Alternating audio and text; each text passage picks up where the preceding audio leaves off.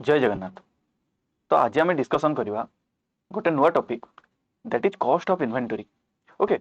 तो cost of inventory कौन पूर्व वीडियो आम जानी व्हाट इज इन्वेंटरी मैनेजमेंट। गोटे बेसिक आइडिया आम आसाला इन्वेंटरी क्या कहते एंड इन्वेंटरी को मैनेजमेंट केमती करा जाए गोटे बेसिक आइडिया था। आज आम देखा कॉस्ट ऑफ इन्वेंटरी कौन माने इन्वेंटरी को मैनेज करिवारे आमको केते कॉस्ट लगे। ओके, अच्छा ये जो कॉस्ट ऑफ इन्वेंटरी आम जहाँ कहे कहीं पढ़ा नेसेसरी देख प्रति फर्म निज पाखे ना किसी लेवल रॉ मटेरियल किसी लेवल वर्क इन प्रोग्रेस किसी लेवल फिनिश गुड निज पाखे रखी था। एक कथा नुहे थे आसला रॉ मटेरियल यूज हो गला पूरा गोदाम खाली एमती भी था किसी रॉ मटेरियल यूज है तो ता जगार आउ किसी रॉ मटेरियल एक्सट्रा थाए भविष्य काम कि डिमांड को साटिस्फाई करने देन वर्क इन प्रोग्रेस भी से भाया एंड फिनिश गुड भी सब सेल होना थाए किसी फिनिश गुड भी पाखे रही था बुझीपार किसी फिनिश गुड को भी कौन करा जाए ना पाखे रखी था कंपनी पाखे स्टॉक कर। तो जदि कॉस्ट ऑफ इन्वेंटरी सेमती किसी न था ना माने ये सब तीन टा जाक जिन को मैनेज करने जब आमको किसी कॉस्ट पड़ न था ताले कंपनी निज पाखे भरपूर अमाउंट रॉ मटेरियल रखता भरपूर अमाउंट वर्क इन प्रोग्रेस और भरपूर अमाउंट माने खाली प्रोडक्शन करता और निज गोदाम में स्टोर कर रखता किसी तार यदि कॉस्ट ही पड़ता नहीं तो कौन कंपनी आउ बिक्री जी करता बाकी अधिकांश जिन निज पाखे से स्टॉक कर रखी था मिलूँ तो रॉ मटेरियल बहुत आनी था। तो ये जो ताकू कॉस्ट पड़े ना इन्वेंटरी ऊपर तो से कौन करे निजर लेवल टाको मेंटेन करके रखे। देखो एटा कौन inventory management is the process of overseeing controlling and optimising company's inventory. It involves ordering storing and using a company's goods और material effectively to ensure that the right amount available when needed while minimising holding cost. देखो आदर जो holding cost ये सब term जो आसुनी कि मु एठी डिस्कस करिवि ता विषय रे। ओके, कौन एगुड़ा ता विषय मु कहिवि। देखो प्रथम कथा है आमर ऑर्डरिंग पाई ताको स्टोर करने आमको जो जो कस्ट दरकार देख ऑर्डर कले कौन लेट आम रॉ मटेरियल गोटे कंपनी मगेब कंपनी लेट आम कंपनीटा भुवनेश्वर अच्छी बट आम रॉ मटेरियल गुरुग्राम ऑर्डर कौचे तो गुरुग्राम ऑर्डर करने ट्रांसपोर्ट खर्च तो दरकार गोटे ट्रक आसो तो ट्रक रे केते अमाउंट रॉ मटेरियल आड हो गोटे ट्रक आसले आम प्रॉफिट होची कि आमर डिमांड अनुसार आमको केतेटा ट्रक आनिबा पड़िबो। अच्छा केतेटा लॉट आम एबे आनले लेट आम 200 ट्रक रॉ मटेरियल आनले बट केते आमे आनिबा माने नेक्स्ट हमर ऑर्डर पाई आमे आज ऑर्डर कले तो केते दिन परे आमे पुणी नेक्स्ट ऑर्डर करिबा तो ता विषय रे जो गैप रहिबो एवं ए जो खर्च गुड़ाक सब रहिबो ना। अच्छा आमर आसीगला सिना जिनस लेट आमर 200 ट्रक आसीगला किंतु आम गोदाम रे लेट 100 ट्रक रॉ मटेरियल रहिला भलिया जगह अछि तो आउ 100 को पाई आम पुणी आउरी जगह दरकार कोट आनिबा तेडा पुणी ता पई खर्च कर बुझि परछो। तो तेणु आमर जेतिके स्टोरेज अछि कैपेसिटी अछि आमे जेतिके खर्च करि परिबा आमे से अनुसार रॉ मटेरियल आनिबा तो केते ता ऊपर आमे खर्च करिबा ये सब विषय आमे एठी पढियो। Now let's dive into three major cost associated with inventory कौन कौन सब देखा। देखो फास्ट एडी जेमते देछि गोटे होछि क्यारिंग कॉस्ट। अच्छा क्यारिंग कॉस्ट का कहंती क्यारिंग कॉस्ट कहले आमे कोन बुझू एटा होछि गोटे major cost. Okay, carrying cost कौन ना carrying cost also known as the holding cost refers to the expenses incurred in storing and maintaining inventory over a specific period. आमे जो 100 ट्रक रो जिंस आनिकरे आम गोदाम रे स्टोर करि रखिले तो से 100 ट्रक रु रखिया पाई देखो जदि आमे किछि जिंस आनिचे ना तो तार मेंटेनेंस दरकार ताको आमे प्रॉपर एनवायरनमेंट दबा दरकार नले तो जिंस खराब हो ना रॉ मटेरियल खराब हो तो रॉ मटेरियल जदि खराब हो गला मन डायरेक्ट लॉस हो गला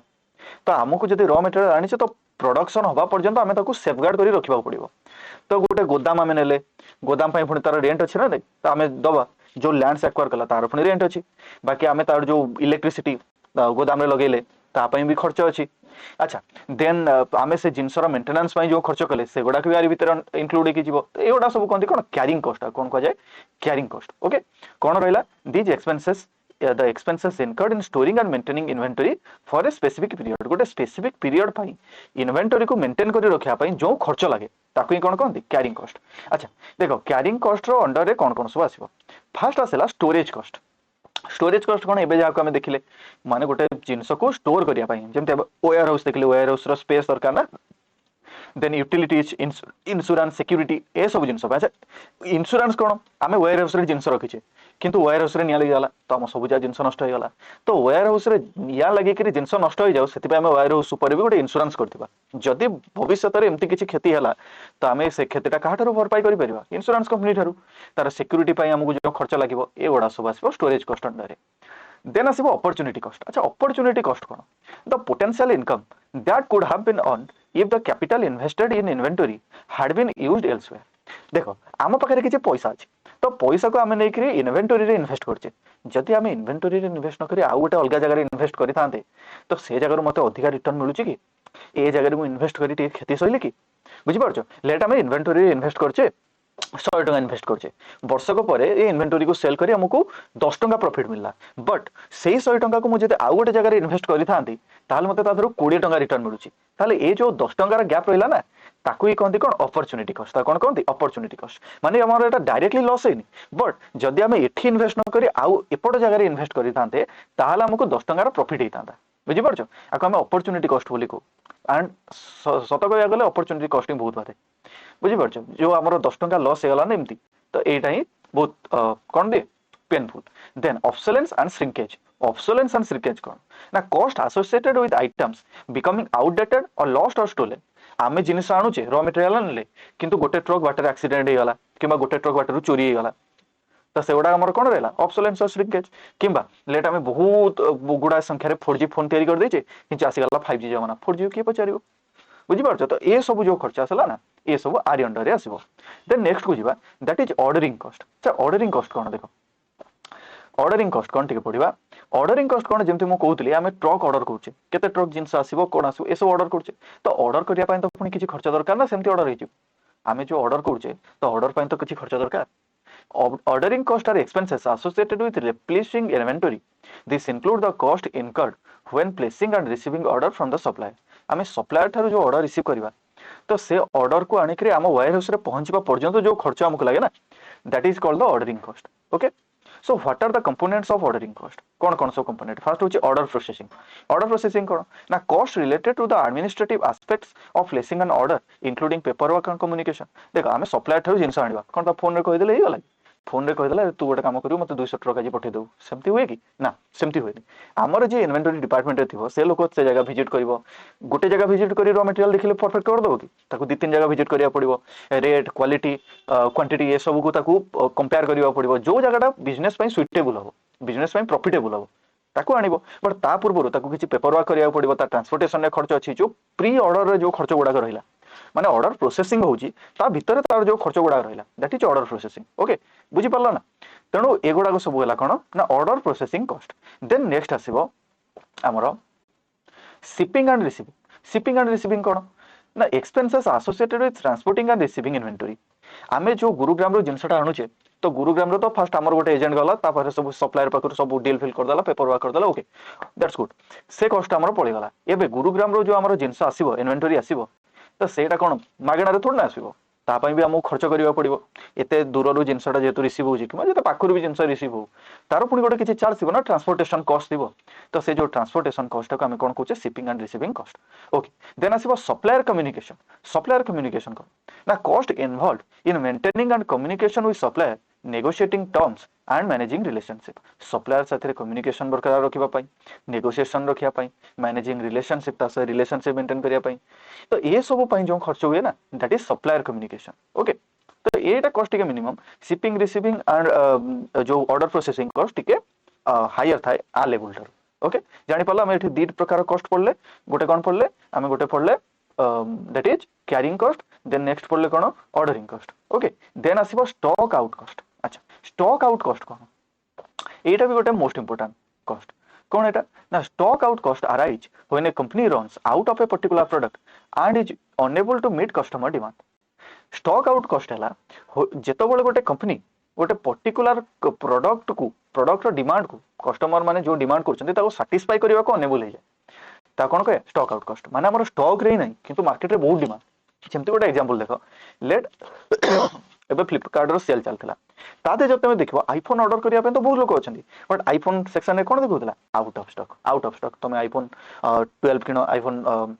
14 प्रो किण जहाँ भी कौन किण बट से जो सेल जब आरंभ हम देखीदेव कौन आउट ऑफ स्टॉक बहुत किसी कम टाइम आसो देन तापर आउट ऑफ स्टॉक तो ये सब कौन गोटे जिनसर डिमांड बहुत अच्छी बट आम जोगे पारने बुझीपार देन आसो कंपोनेंट लॉस्ट सेल्स कौन ना revenue that could have been generated but it is lost due to product being unavailable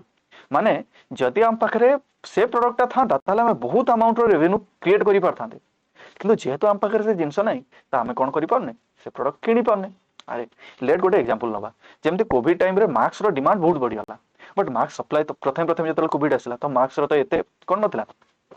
available नथिला market रे तो गोटे मास्क 200 टका पाखा बिका होता देन तापर घरे घरे घरे घरे जो मास्क तैयारी आरंभ होगा से कौन है धीरे धीरे धीरे धीरे प्राइस तौक पड़ेगा तो सहीटा हूँ revenue that could have been generated तो जो फार्मा कंपनी से मास्क आगुरी तैयारी कर रखी पारि था निज पाखे स्टक कर निज कैपेबल बन पारता तो सी बहुत अमाउंट पैसा कमे पारता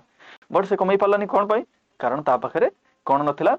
से प्रोडक्ट ही नथिला ओके ताकू ही कहते लॉस सेल्स देन कस्टमर डिसैटिस्फैक्शन कौन जमती लाइन रू जना पड़े कस्टमर तुम प्रोडक्ट ऊपर सैटिस्फाई नहीं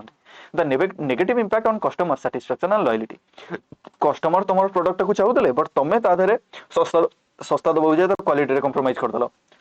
तुम आधे तो कस्टमर डिसैटिस्फैक्शन हवाटा ही सियोर ना कस्टमर जो तुम लॉयल कस्टमर था से भी ताधे कौन हेनी तुम प्रति लॉयल रही अरे रोलेक्स घंटा निजर ब्रांड पड़ी तो बट ताधे जब तुम मसे पिंधु रोलेक्स घंटा खराब होगा तुम लॉयल रही कि थोड़ा बुझीपार तेणु युवा हूँ कस्टमर डिसैटिस्फैक्शन देन रॉस ऑर्डर कौन ना एडिशनल कॉस्ट्स इनकर्ड व्हेन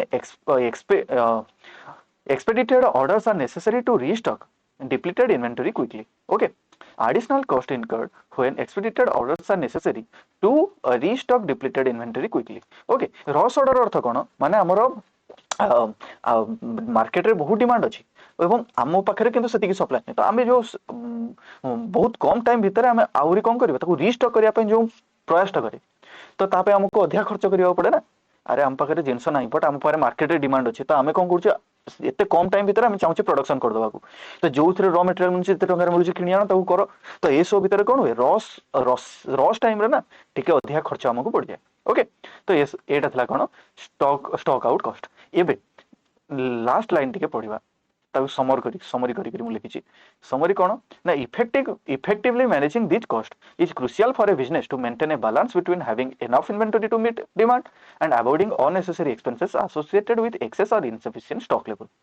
तुमको ही मैनेज करार अच्छे गोटे बैलेंस लेवल मेंटेन करार अच्छी जे इन्वेंटरी को लेवल रहिले परफेक्ट तुम बिजनेस ओके सो आम ए कौन पढ़ले तीन प्रकार कॉस्ट पढ़ले inventory carrying cost holding cost then आम थर्ड नंबर कौन पढ़ले स्टॉक आउट कॉस्ट तो ये तीन hopefully you are clear okay thank you